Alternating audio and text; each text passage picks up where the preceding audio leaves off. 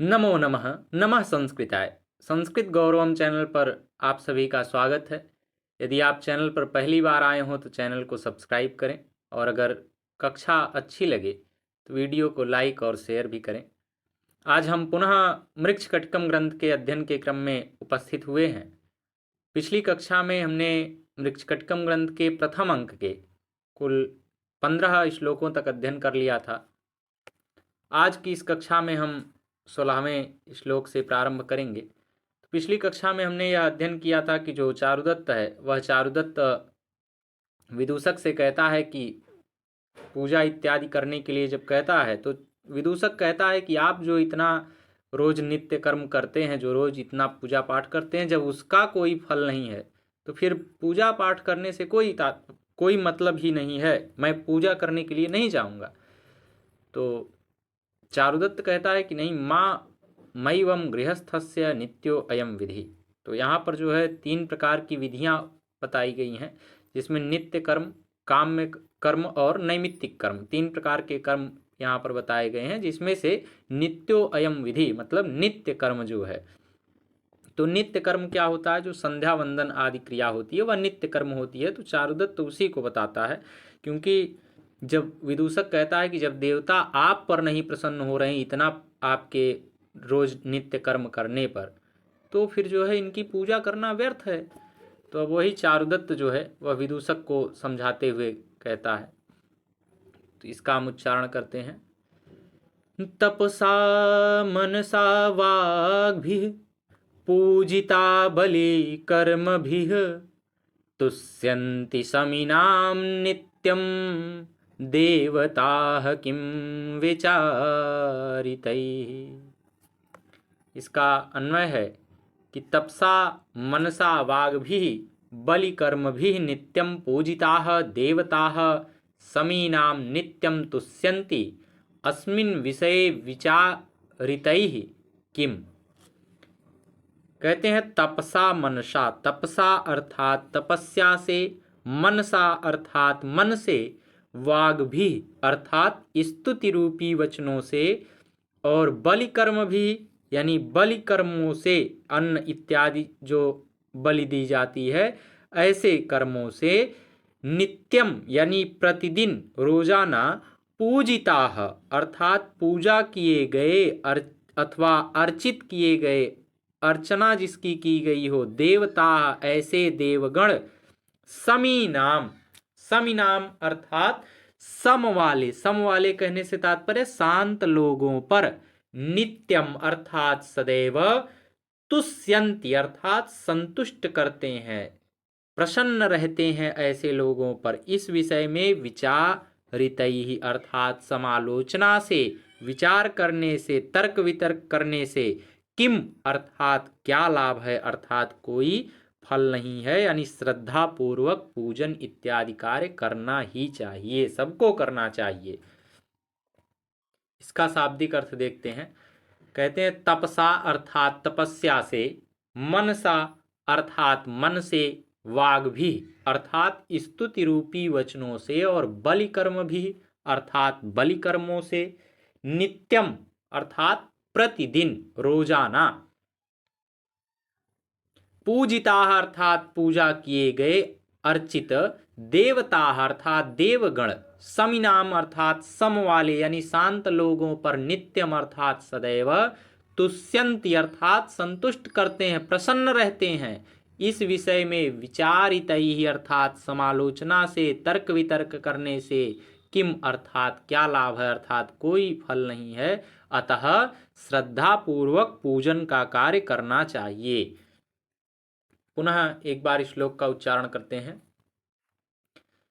तपसा मनसा वाग्भिः पूजिता बलिकर्मभिः तुष्यन्ति समिनां नित्यं देवताः किं विचारितैः।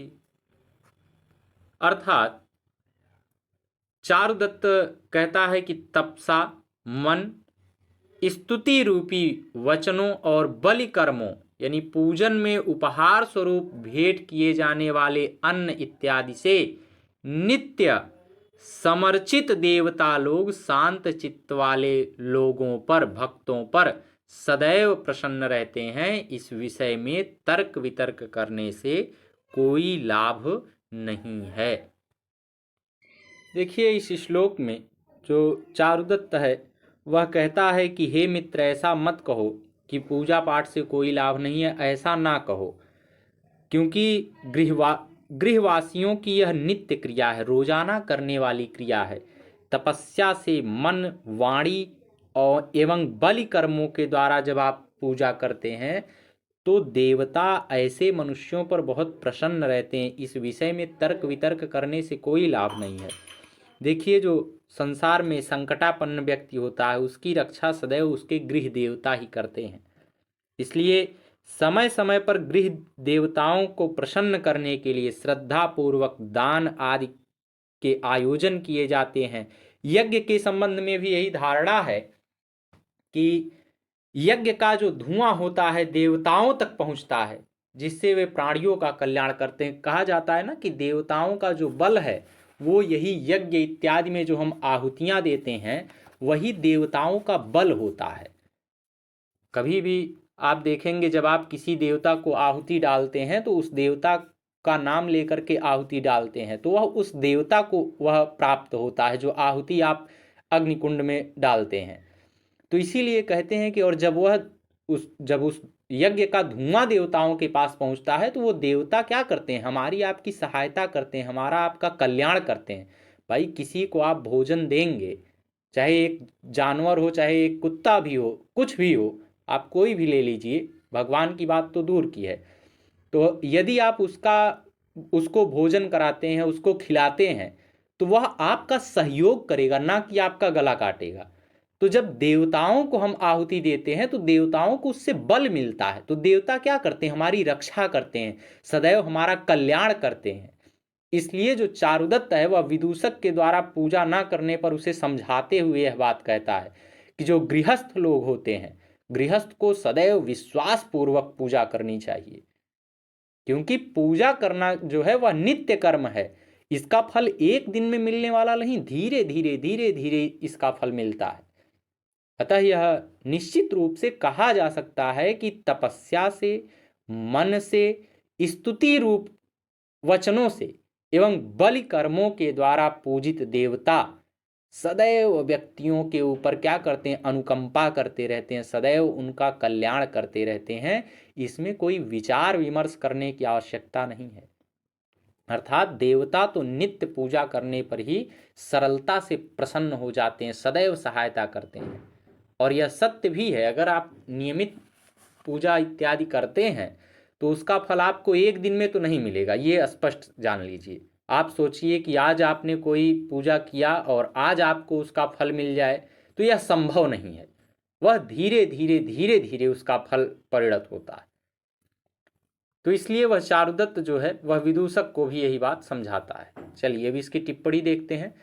समीनाम, इसमें समः अस्ति एषाम ते, इस अर्थ में मत्वर्थीय इन प्रत्यय होता है, तब सम में इन प्रत्यय करके षष्ठी बहुवचन में यह समीनाम शब्द संपन्न हुआ है। विचारितैः, वी उपसर्ग पूर्वक चर धातु में अड़ी और अक्त प्रत्यय भावे में अक्ता प्रत्यय किया गया और तृतीया बहुवचन में यह रूप बनता है। मनसा, तो मनस में टाप प्रत्यय किया गया। तुष्यंती, तुस में लट लकार, तुस धातु लट लकार प्रथम पुरुष बहुवचन में तुष्यंती शब्द संपन्न हुआ है। और इसमें अगर संधि देखें तो नित्यो अयम, तो नित्य अयम इसमें पूर्व रूप संधि है और इसमें आर्या छंद का प्रयोग है।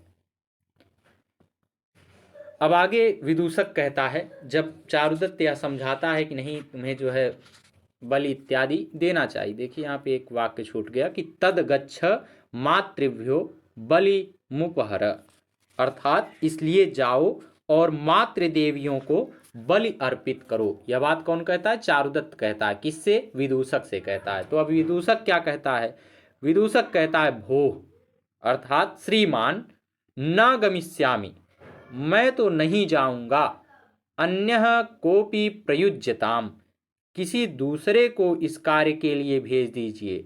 किसी दूसरे को भेजिए पूजा इत्यादि करने के लिए, मैं नहीं जाने वाला हूँ। मम पुनर्ब्रह्मणस्य सर्वमेव विपरीतम परिणमति। कहता है कि मुझ ब्राह्मण का सभी कुछ उसी प्रकार विपरीत प्रतिफलित हो जाता है जिस प्रकार से आदर्शगता इव छाया, जिस प्रकार से शीशे में प्रतिबिंब परछाई किस ओर चली जाती है, वामतो दक्षिणा, बाईं से दाहिनी ओर, और दक्षिण तो वामा, और दक्षिण से बाईं ओर। देखिए कभी जब आप शीशे में किसी को देखते हैं तो हमारा जो वाम भाग होता है, वाम भाग या दाहिनी तरफ चला जाता है और दाहिना भाग या वाम तरफ चला जाता है जब आप शीशे में देखते हैं। तो वही कहता है जिस प्रकार से शीशे में हम देखते हैं तो हमारा वाम भाग दाहिना भाग दिखने लगता है और दाहिना भाग वाम भाग दिखने लगता है। कहता है उसी प्रकार से मैं जो कुछ भी करता हूं उसका क्या होता है, विपरीत परिणाम होता है। सर्वमेव विपरीतम, सब कुछ विपरीत परिणाम होता है।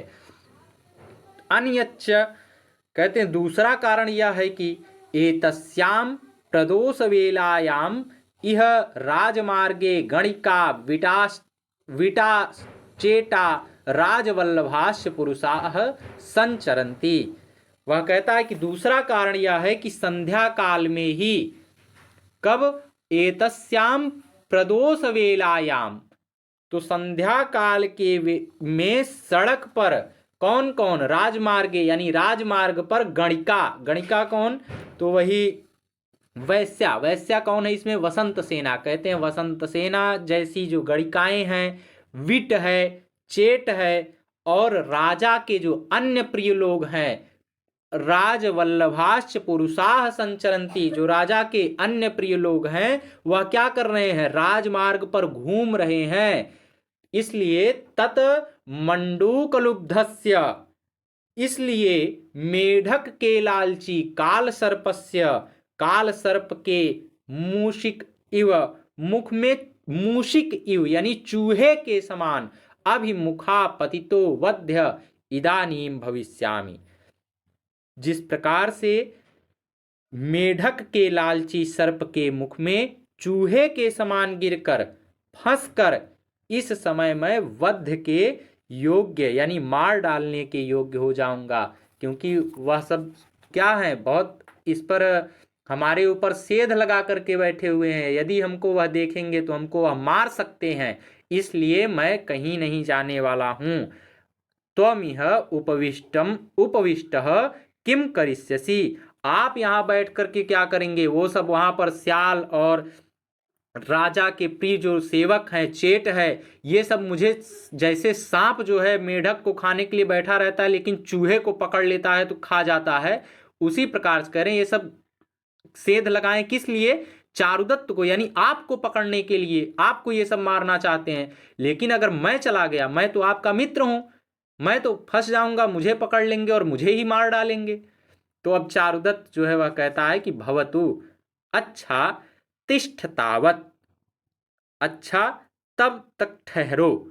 कब तक ठहरो, अहम समाधि निवर्तयामि, जब तक मैं समाधि समाप्त कर लेता हूं तब तक तुम यहां पर ठहरो, अभी हम साथ में चलेंगे। कहने का तात्पर्य उनके यह है, क्योंकि अब वह चारुदत्त जो है वह संध्याकालीन संध्या वंदन आदि करने के लिए बैठने वाला है।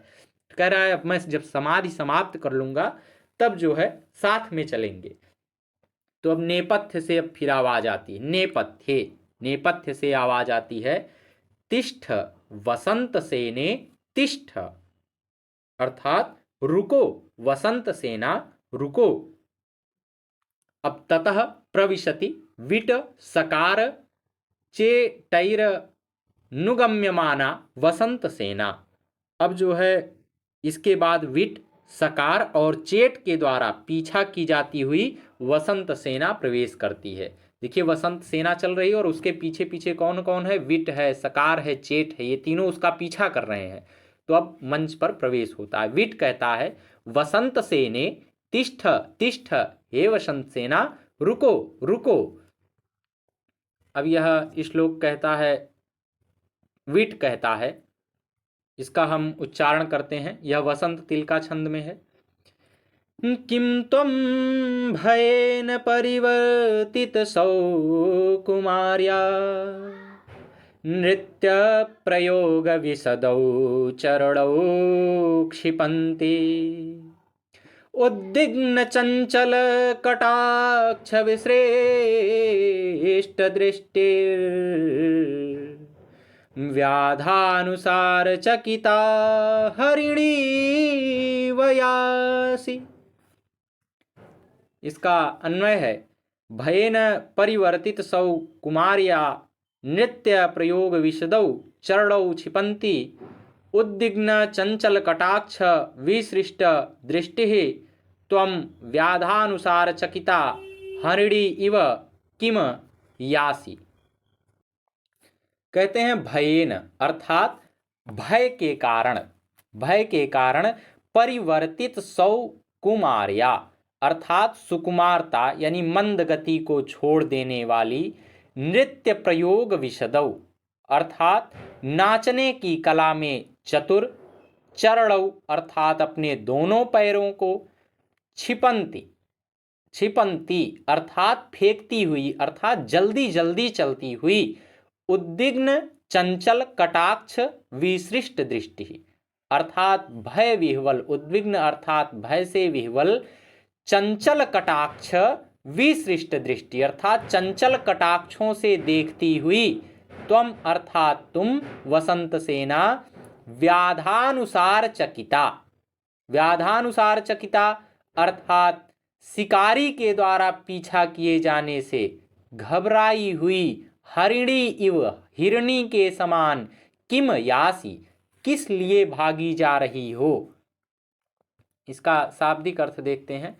कहते हैं भयेन अर्थात हम लोगों के भय के कारण परिवर्तित सौ कुमार्या अर्थात सुकुमारता यानी मंद मंद गति को छोड़ देने वाली नृत्य प्रयोग विशदौ अर्थात नाचने की कला में चतुर चरणौ अर्थात अपने दोनों पैरों को छिपंती अर्थात फेंकती हुई जल्दी जल्दी चलती हुई उद्विग्न चंचल कटाक्ष विसृष्ट दृष्टि अर्थात भय विह्वल और चंचल कटाक्षों से देखती हुई तुम वसंत सेना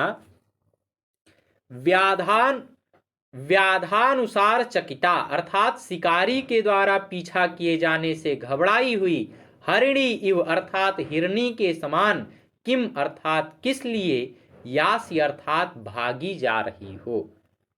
पुनः एक बार श्लोक का उच्चारण करते हैं।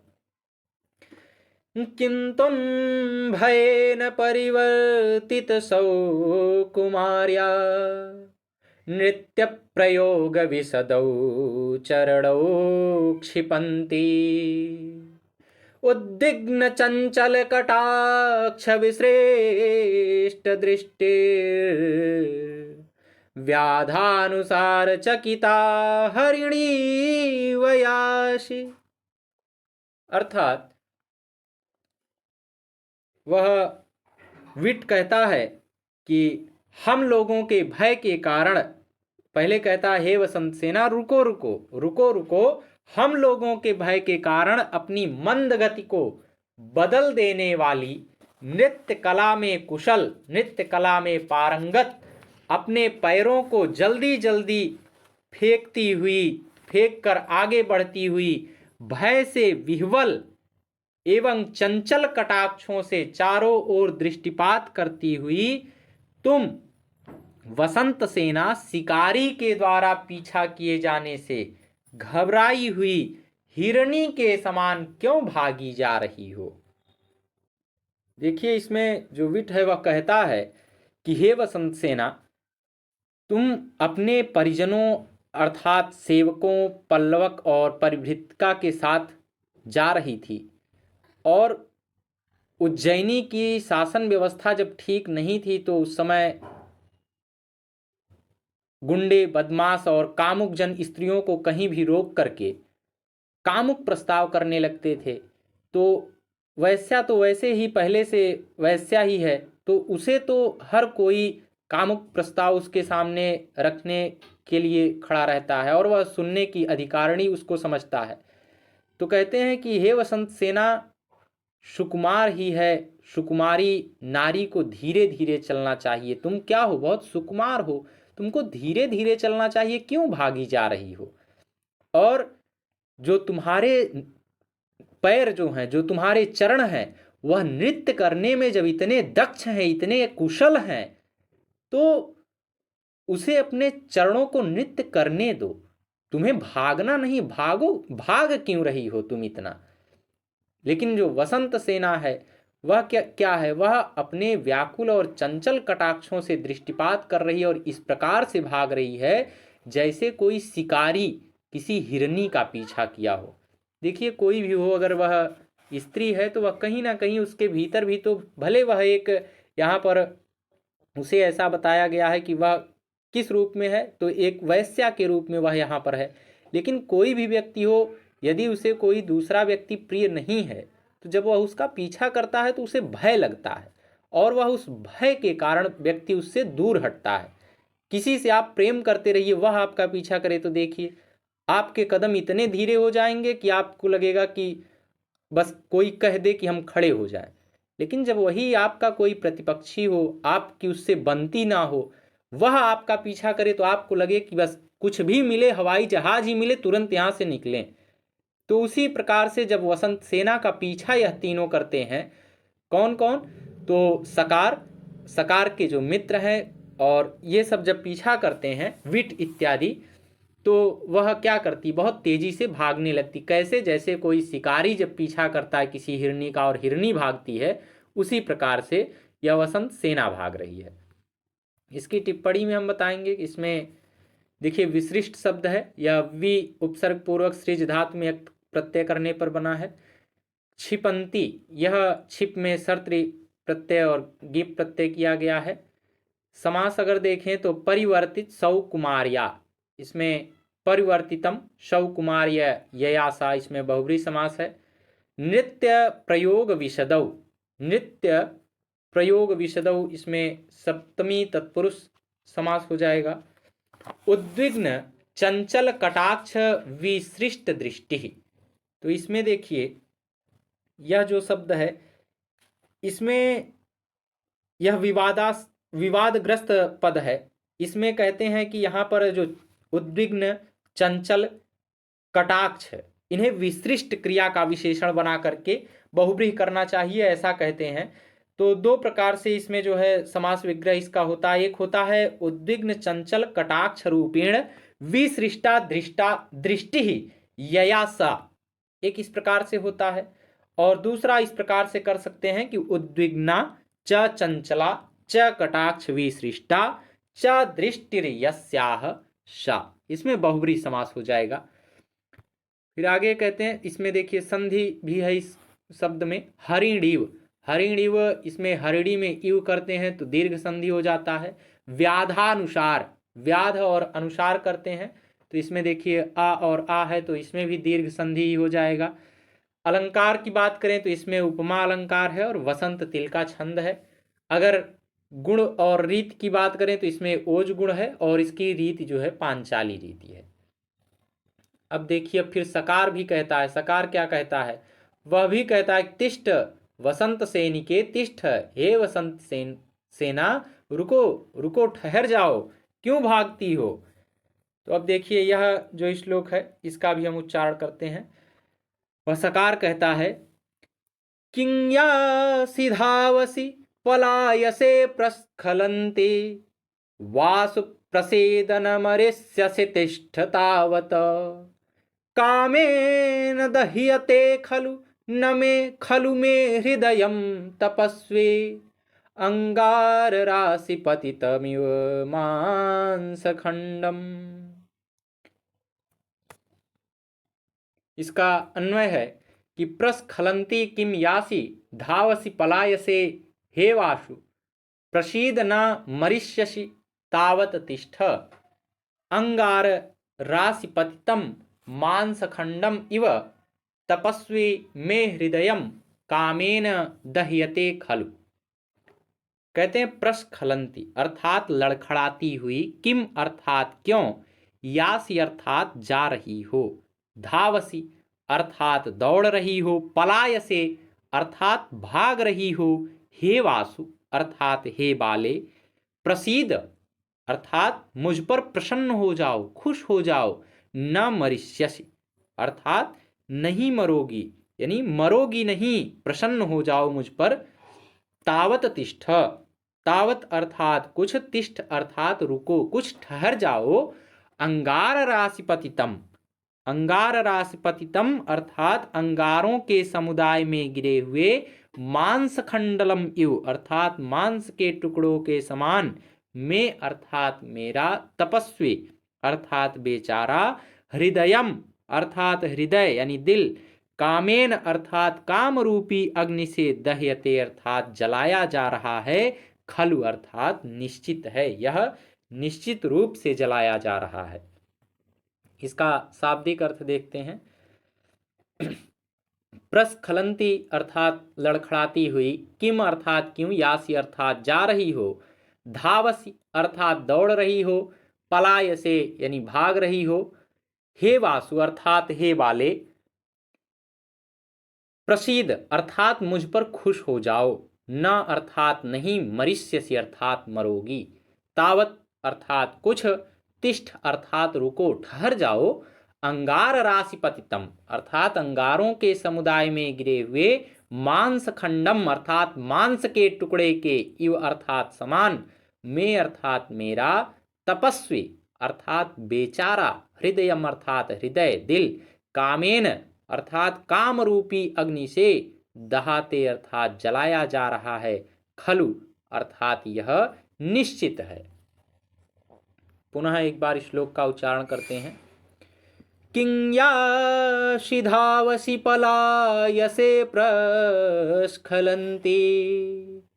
वासु प्रसेदन मरिष्यसि तिष्ठ तावत्, कामेन दह्यते खलु मे हृदयं तपस्वी, अंगार राशिपतितमिव मांसखंडम। अर्थात लड़खड़ाती हुई क्यों जा रही हो, कौन कह रहा है, तो सकार कह रहा है कि हे वसंत सेना रुको, रुक जाओ भाई, लड़खड़ाती हुई क्यों जा रही हो, दौड़ रही हो, भाग रही हो, हे बाले प्रसन्न हो जाओ, मरोगी नहीं, थोड़ा ठहरो, मैं कुछ करूंगा नहीं, थोड़ा ठहरो, अथवा थोड़ी देर रुको, इससे मर नहीं जाओगी रुकने से। जलते हुए अंगारों के समुदाय के ऊपर गिरे हुए मांस के टुकड़े के समान, मेरा बेचारा सीधा साधा हृदय, दिल, हृदय कहिए या दिल कहिए, काम यानी कामाग्नि के द्वारा जला डाला जा रहा है, जला दिया जा रहा है, यह निश्चित है, यह सत्य है। इसमें जो सकार है वह वसंत सेना को, जो वसंत सेना की सुकुमारता, अभिनय कला और दक्षता पर आकृष्ट होकर के उससे कहता है कि तुम रुक जाओ, हे वसंत सेना रुको, कोई तुम्हें कुछ करेगा नहीं, जो ये मेरे साथ में ये लोग हैं ये तुम्हें कुछ नहीं करेंगे, मुझ पर प्रसन्न हो जाओ, ये लोग तुम्हारा कुछ नहीं कर पाएंगे। मेरी स्थिति कैसी है, जैसे अंगारों के ऊपर कोई मांस का टुकड़ा रख दे और वह धधकने लगता है, जलने लगता है, उसी प्रकार से जो ये मेरा हृदय है यह तुम्हारे ऊपर आसक्त हो उठा है, और जब मेरा हृदय तुम्हारे ऊपर आसक्त है तो अब मेरे भीतर क्या है, कामाग्नि मुझे जला डाल रही है, यह निश्चित है, यह सत्य है। इसकी टिप्पणी में हम बताएंगे। इसमें देखिए तिष्ठ है, तिष्ठ अस्था धातु में लोट लकार मध्यम पुरुष एक वचन में तिष्ठ शब्द संपन्न हुआ है। धावसी धाव धातु लट लकार मध्यम पुरुष एक वचन में यह शब्द बना है। मरिष्यसि यह मृ धातु लट लकार मध्यम पुरुष एक वचन का रूप है। इसमें उपमा अलंकार है और वसंत तिल का छंद है।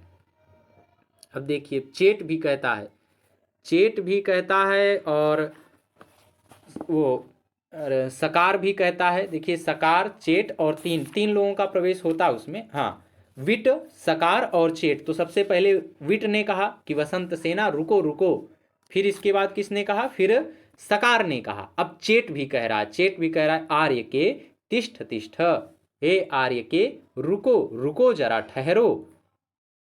इसका हम उच्चारण करते हैं।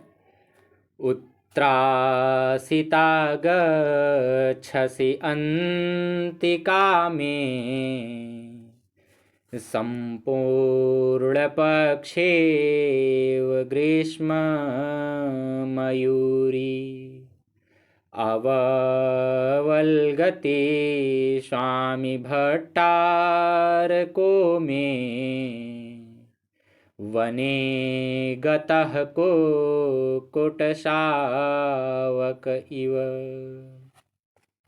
इसका अन्वय है, संपूर्ण पक्षा ग्रीष्म मयूरी इव उत्त्रासिता, उत्त्रासिता त्वं मम अन्तिकात, गच्छसि वने गतः कुक्कुट शावकः इव, मम स्वामी भट्टारकः अववल्गति। कहते हैं संपूर्ण पक्षा, संपूर्ण पक्षा अर्थात समस्त पंखों से परिपूर्ण, ग्रीष्म मयूरी इव अर्थात ग्रीष्मकालीन मोरनी के तुल्य, उत्त्रासिता अर्थात घबराई हुई, तुम अर्थात तुम, मम अर्थात मेरे, अंतिकात अर्थात समीप से, गच्छसि अर्थात जा रही हो, वने अर्थात जंगल में, गतः अर्थात गए हुए, कुक्कुट शावकः इव, कुक्कुट शावकः इव अर्थात मुर्गी के बच्चे के समान, स्वामी मम स्वामी भट्टारकः मेरा स्वामी, सम्मानित स्वामी भट्टारक यानी सम्मानित स्वामी सकार, अवल्गति अर्थात दौड़ रहा है, तुम्हारे पीछे पीछे दौड़ रहा है। यह बात कौन कह रहा है? चेट कह रहा है।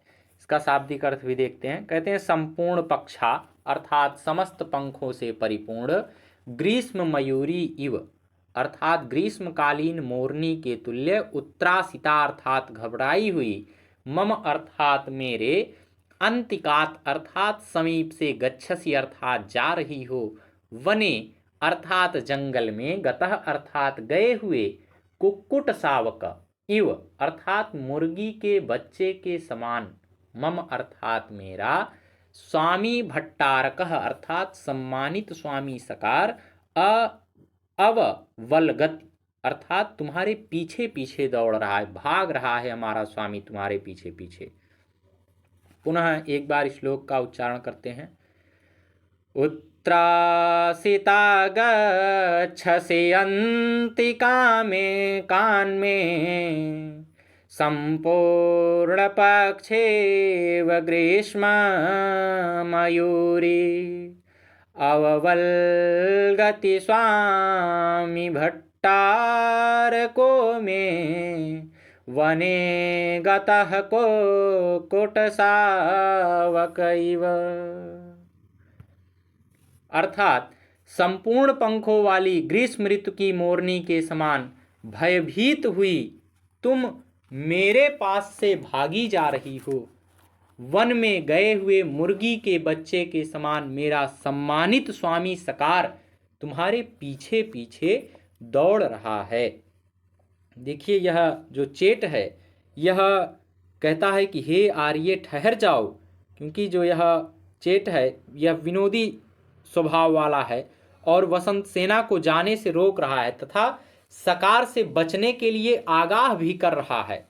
कह रहा है कि तुम मेरे पास से क्यों जा रही हो, मैं तुम्हारी रक्षा कर सकता हूं। तुम्हारे हाव भाव देख करके लगता है कि ग्रीष्मकालीन संपूर्ण पंखों वाली मयूरी के समान भयभीत हो।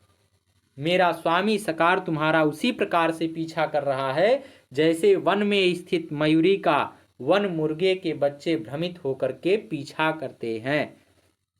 कहने का तात्पर्य है कि मयूरी जिस प्रकार से संपूर्ण पंखों से युक्त होती है उसी प्रकार से वसंत सेना विभिन्न रंगों वाली साड़ी से युक्त है, इसलिए राजा के समान प्रभाव संपन्न मेरा स्वामी सकार भ्रमित होता हुआ तुम्हारे समीप आ रहा है। इसकी टिप्पणी में हम बताएंगे कि इसमें देखिए गच्छस शब्द है, गम धातु में लट लकार मध्यम पुरुष एक वचन में है, सब बनता है। समास इसमें देखें तो स्वामी भट्टारक, स्वामी चासौ भट्टारकश्च, इसमें द्वंद्व समास है। संधि देखें तो अंतिकान में, अंतिकात में इसमें व्यंजन संधि। संपूर्ण पक्षेव, संपूर्ण पक्षा इव, इसमें गुण संधि हो जाएगी। अलंकार है इसमें उपमा अलंकार। और छंद अगर देखें तो इसमें इंद्रवज्रा छंद है। तो आज के लिए बस इतना ही। पुनः इसके आगे से हम अध्ययन प्रारंभ करेंगे अगली कक्षा में। यदि आप सभी का कोई प्रश्न हो तो आप सब पूछ सकते हैं, और यदि कहीं कोई त्रुटि भी रहे तो आप एकदम बेझिझक बता सकते हैं कि यहाँ पे ये गलती है, हम उसको सुधारने का पूरा प्रयत्न करेंगे। आज के लिए बस इतना ही। नमो नमः। नमः संस्कृताय। धन्यवाद।